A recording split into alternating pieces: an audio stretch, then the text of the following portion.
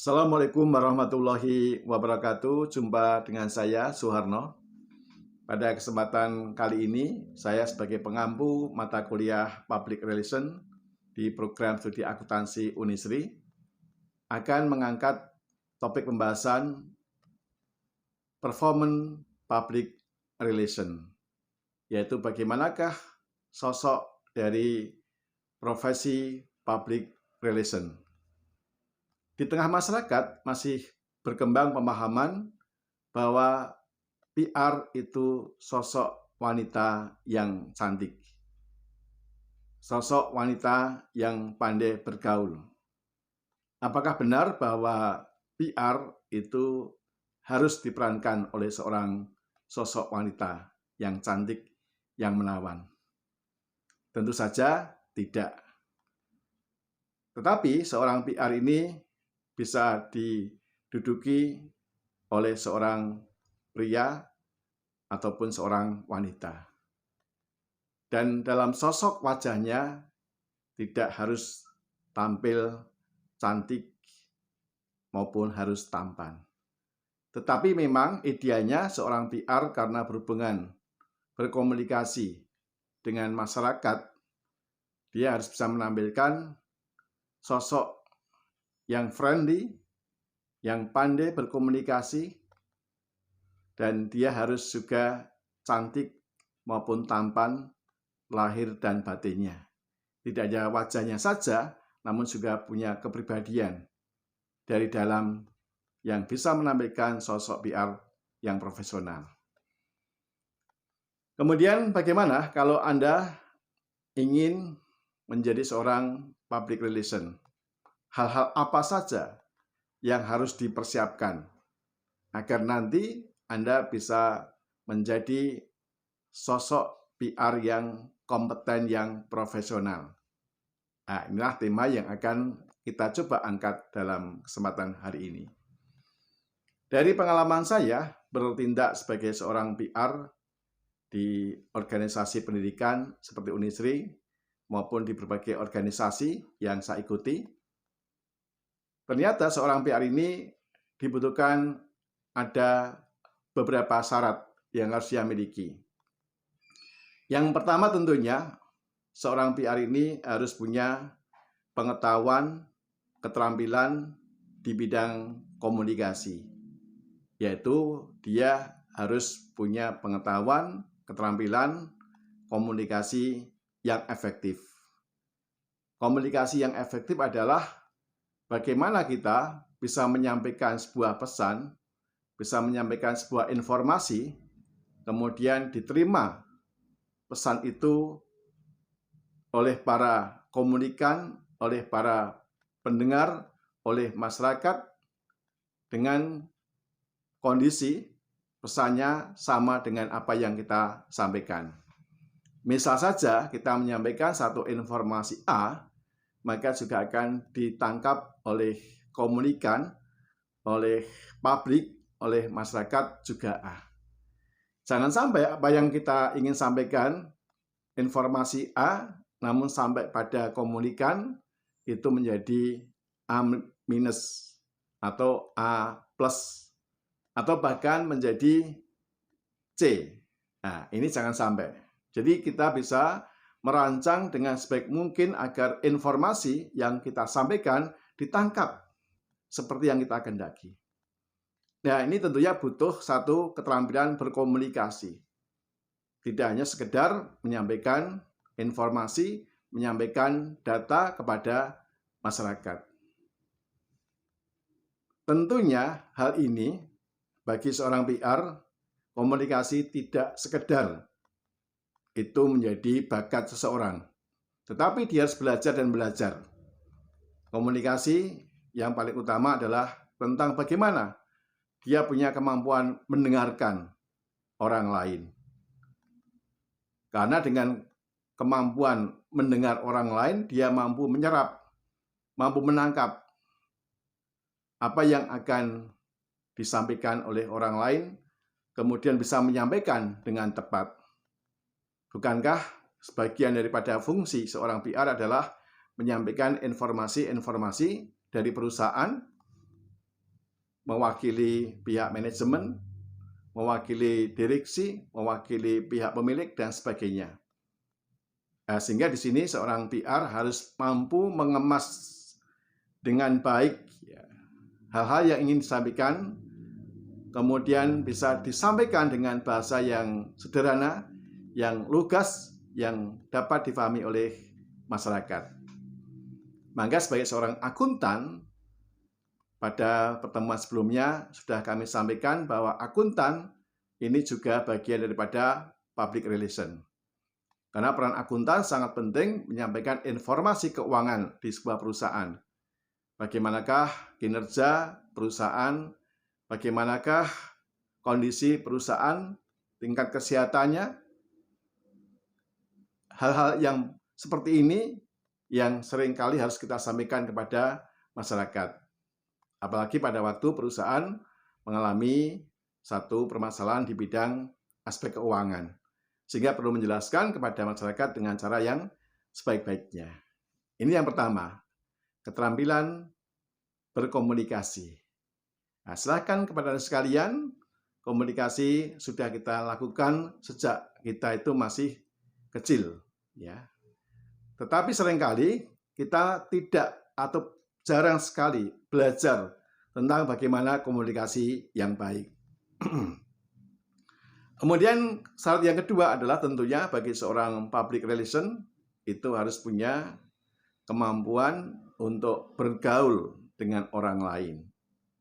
Jadi kalau Anda hari ini pribadinya masih introvert, ya coba dibenahi, diperbaiki agar Anda bisa menjadi sosok yang ekstrovert, yang mampu bergaul dengan orang banyak, yang friendly, yang bersahabat, yang ramah. Ya. Pak, apakah saya bisa merubah, Pak? Ya, barangkali ada yang bertanya begitu. Saya ini orangnya tertutup, ya, tidak bisa mengungkapkan sesuatu dengan baik kepada orang lain, bahkan condong untuk kita menutup diri kita, jarang berbicara. Sebagaimana yang kami sampaikan pada pertemuan tadi di awal, bahwa komunikasi itu bukan bakat, tetapi bisa dipelajari. Kita lihat dengan kemauan keras, dengan kerja keras untuk belajar komunikasi, seseorang bisa berubah. Pembicara-pembicara terkenal, tokoh-tokoh publik, hal yang sama dialami juga oleh mereka. Mereka pada awalnya tidak bisa berkomunikasi dengan baik, tidak bisa berkomunikasi dengan efektif, namun karena kemauan yang keras, mau belajar dan belajar, maka dia bisa berkomunikasi. Sekali lagi, setiap orang bisa berkomunikasi. Sebab setiap orang dibekali oleh Tuhan hal yang sama, yaitu kita dianugerahi dengan fisik yang sehat. Kita dianugerahi ya dengan kondisi tubuh yang fresh. Sehingga tentunya kita bisa belajar tentang komunikasi. Maka mari bersama-sama kita mencoba untuk membuka diri kita agar mau belajar dan belajar. Belajar komunikasi tidak ada hentinya. Dan setiap perkembangan zaman juga membutuhkan pendekatan komunikasi yang berbeda. Bergaulah dengan sebanyak orang. Jangan pilih-pilih. Karena Anda sebagai seorang PR akan berhubungan dengan mereka-mereka yang pada level yang terbawah sampai pada level yang tertinggi. Karena Anda akan menjadi jembatan informasi baik kepada internal maupun eksternal. Maka dibutuhkan kemampuan bergaul yang baik. Jangan pilih-pilih sahabat. Ya, semua menjadi sahabat kita. Ini yang perlu kita kembangkan. Jangan sampai ada diskriminasi dalam Anda melakukan sebuah pergaulan, dalam Anda melakukan satu aktivitas. Keterampilan yang ketiga, selain Anda punya kemampuan, keterampilan berkomunikasi, yang kedua Anda punya keterampilan untuk bergaul dengan orang lain. Yang ketiga, karena Anda berada pada level top management, ya, idealnya seorang PR itu adalah berada di level top management, langsung di bawah direksi, tentunya Anda harus memahami tentang manajemen. Bagaimanakah manajemen itu bekerja? Anda harus bisa melakukan fungsi-fungsi manajemen. Fungsi manajemen yang sangat terkenal seringkali disingkat dengan PWAC ya, planning, organizing, kemudian activating, dan controlling. Ya, planning, Anda harus bisa membuat satu perencanaan pada aktivitas-aktivitas yang Anda mau lakukan. Seorang PR harus mampu menyusun perencanaan, menyusun program. Kemudian yang kedua, organizing, mampu untuk melakukan pengorganisasian terhadap aktivitas-aktivitas, terhadap event-event yang mau dia lakukan. Kemudian activating adalah ketika dalam pelaksanaan, dia bisa melaksanakan seluruh kegiatan program dengan sebaik-baiknya. Dan yang terakhir, controlling, dia bisa melakukan pengendalian, selalu melakukan evaluasi terhadap apa yang dia lakukan. Inilah prinsip-prinsip manajemen juga harus dikuasai oleh seorang PR. Maka sangat tepat sekali bagi Anda sekalian yang belajar di Fakultas Ekonomi, baik di program manajemen maupun di program akuntansi.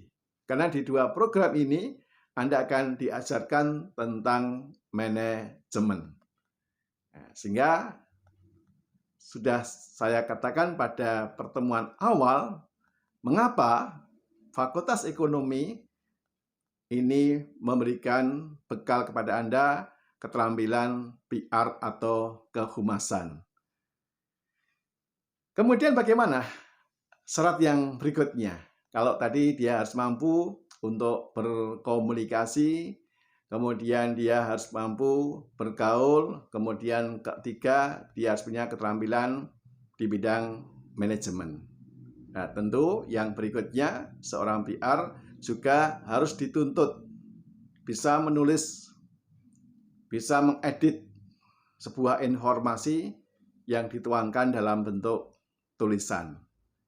Karena sebagian dari tugas-tugas seorang PR nantinya adalah melakukan penyampaian informasi kepada masyarakat, baik yang tertulis maupun yang tidak tertulis.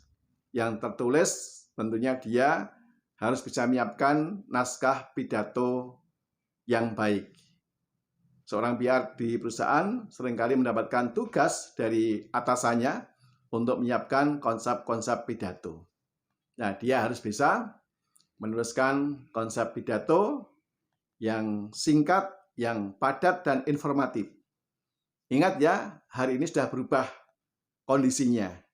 Orang tidak suka lagi dengan pidato-pidato yang panjang, yang berdele-dele. Namun orang butuh mendengarkan pidato yang singkat, yang padat, namun yang bernas, yang berisi. Ini yang perlu juga diperhatikan oleh seorang PR. Nah, bagaimana agar Anda bisa menulis? Ya, Anda harus mulai belajar menulis menjadi sebuah kebiasaan dalam kehidupan Anda. Setiap kali Anda melakukan sesuatu, cobalah Anda tuangkan dalam tulisan. Menulis dan menulis.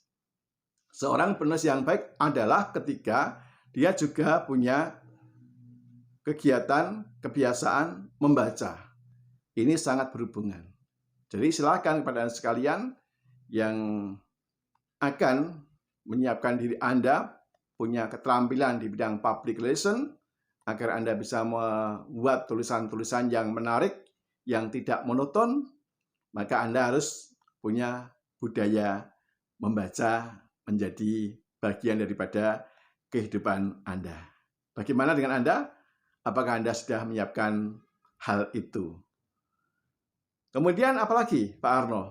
Kalau tadi yang pertama tadi harus punya pengetahuan, keterampilan di bidang komunikasi.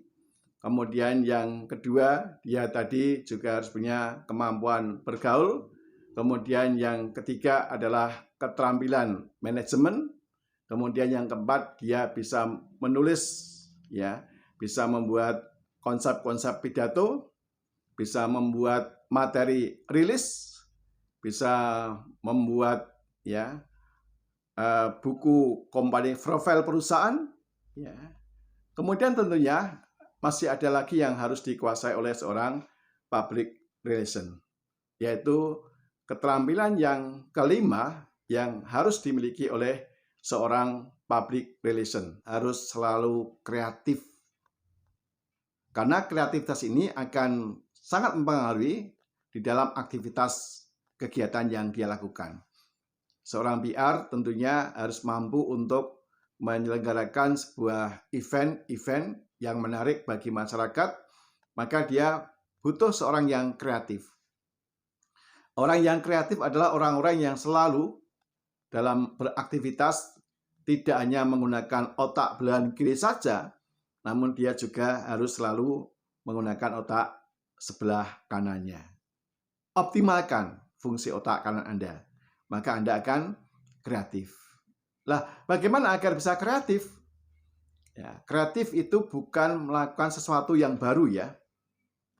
Tetapi kalau saya pribadi punya konsep agar Anda kreatif, gunakan rumus 5N.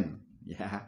Apa saja 5N itu? Yang pertama adalah ya nontoni. Ya, melihat sesuatu. Ya, jadi Anda biasakan selalu menyaksikan, menonton, melihat sesuatu yang ada di depan Anda, yang ada di sekeliling Anda. Kemudian ketika Anda sudah nontoni, maka Anda kerjakan niteni, ya. Anda harus bisa melihat ya bagaimana pola apa yang Anda lihat itu. Cara kerjanya bagaimana? Anda titeni. Kemudian yang pola ketiga adalah Anda niroke. Ya, pola yang ketiga adalah Anda niroke. Melakukan hal itu juga. Ya. Kemudian yang pola yang keempat adalah Anda nambah-nambahi. Dari apa yang Anda lihat, Anda saksikan, Anda menirukan, Anda tambah-tambahi, Anda kembangkan. Dan yang terakhir, Anda akan menemukan pola dengan ciri khas Anda sendiri. Inilah yang sering saya gunakan di dalam mengembangkan aspek kreativitas dengan cara menggunakan proses 5N tadi ya, yaitu nontoni, kemudian Anda niteni, kemudian niroke, nambah-nambahi, dan nemoke. Atau yang lebih singkat, Anda bisa juga menggunakan rumus ATM, amati, tiru, dan modifikasi. Itulah kurang lebih ya persyaratan seorang public relation officer. Bagaimana performance seorang PR agar menjadi PR yang kompeten, yang handal. Yaitu mereka harus minimal menguasai 5 hal yang sudah kami sampaikan. Bagaimanakah dengan Anda? Coba Anda evaluasi. Ya, apakah Anda sudah memiliki keterampilan yang 5 tadi? Kalau belum, silakan Anda segera tambahi. Anda segera pelajari. Ya, maka dalam kesempatan kali ini, tolong jawab pertanyaan yang saya sampaikan ini. Bagaimanakah dengan Anda? Apakah Anda sudah siap menjadi seorang public relation? Sudah memiliki 5 macam yang saya sampaikan tadi? Kalau belum, apa upaya Anda untuk melakukannya? Atau kalau belum optimal, bagaimana langkah-langkah Anda untuk agar Anda bisa memiliki 5 hal yang kami sampaikan pada permulaan penyampaian materi tadi. Sekian dulu dari saya. Kita akan teruskan topik kita pada tema-tema yang lainnya. Semoga Anda sekalian menjadi seorang PR yang kompeten, yang profesional, dan memiliki 5 ciri, 5 syarat yang saya sampaikan tadi. Selamat pagi, sukses selalu untuk Anda semuanya. Assalamualaikum warahmatullahi wabarakatuh.